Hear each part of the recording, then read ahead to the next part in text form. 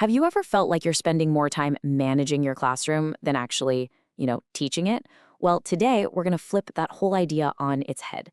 We're going to look at classroom management not as a constant battle for control, but as what it really is, a powerful form of instruction. For so many of us in education, this is the question, right? It's the one that keeps us up at night. It comes from a place of real frustration, from trying to build this amazing learning environment while constantly feeling like you're just putting out fires. This is the way we've always framed the problem. But what if that question is actually part of the problem? What if the whole mindset of getting students to do something is where we're going wrong? It might be time for a complete paradigm shift. So let's start there. Let's completely reframe the fundamental question we're asking ourselves about student behavior. Okay, so let's put these two ways of thinking side by side. The old question, how do I get them to behave, is all about compliance. It's about control. But the new instructional question, it's totally different. It asks, what skills do my students need to succeed here, and how am I going to teach them? See that shift? It moves everything from a battle of wills to a mission of empowerment. And this gets us to the absolute core idea of this whole approach. Most of what we call misbehavior isn't a kid making a willful, defiant choice. It's a skill gap.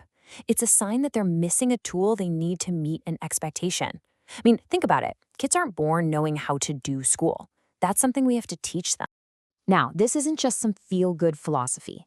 This shift is actually deeply rooted in what we know about how the human brain works, how it learns, and especially how it functions under stress.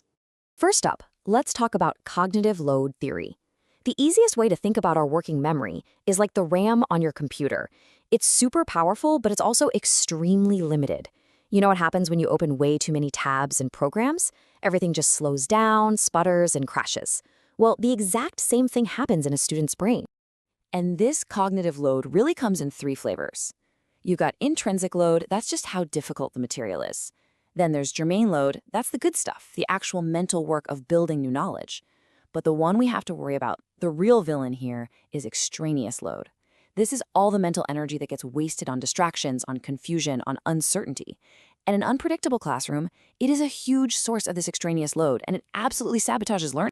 So what's the solution? Well, it turns out that predictable routines are like cognitive shortcuts for the brain. They aren't about control, they're about efficiency. When a student knows exactly what to do when they walk in, those actions become automatic. It frees up all that precious mental energy so it can be used for learning, not just for figuring out how to navigate the room. This ties right into our second piece of brain science, executive function. You can think of these as the CEO of the brain. These are the skills that let us manage our emotions, start a task without procrastinating, and stay focused. And here's the wild part. The part of the brain responsible for this isn't fully developed until our mid-20s. And this points out a huge contradiction in how we run our schools, right? We tell students all the time, be responsible or make good choices, but we almost never actually break down what that looks like. We don't teach the underlying skills of planning or self-regulation. We're essentially demanding skills that are, neurologically speaking, still under construction. And finally, we have to look at this through the lens of trauma-informed research. What science tells us is that when a student is dealing with chronic stress, whether from home or the community, their brain can literally shift into a survival state. And in that state, the number one priority is not long division, it's safety. When a brain feels threatened, it doesn't stop to think things through. It reacts automatically. And those reactions are often fight, flight, or freeze. So what a teacher might see as defiance or just shutting down could actually be a student's nervous system screaming, I don't feel safe right now. These are neurological reflexes, not conscious choices. So when you take all that science, the cognitive load, the developing executive functions, the impact of trauma, it all points to one single powerful conclusion. This right here, this is probably the most important takeaway of this entire explainer. You cannot punish a student into having better self-control any more than you could punish them into understanding fractions. Behavior is a skill, and just like any other skill, it has to be taught. Okay, so that's the theory, but what does this actually look like in a real classroom? Let's get practical. How do we actually make instruction the heart of our classroom management? First things first, we have to completely reframe what structure means. A predictable, well-taught routine isn't about being a drill sergeant. For a student whose brain is on high alert, that predictability is a signal of safety.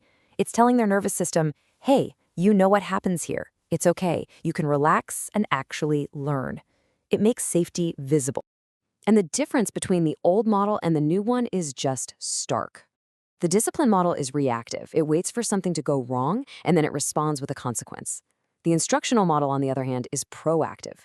It's preventative. It focuses on teaching the skills up front so the problem never even happens. The goal shifts from just getting kids to comply to actually building skills that will last a lifetime. I mean, think about it this way. Would any teacher seriously say, I explained how to write a 5-paragraph essay once back in September, why can't they do it? Of course not. We know that a complex academic skill takes modeling, tons of practice, and lots of feedback.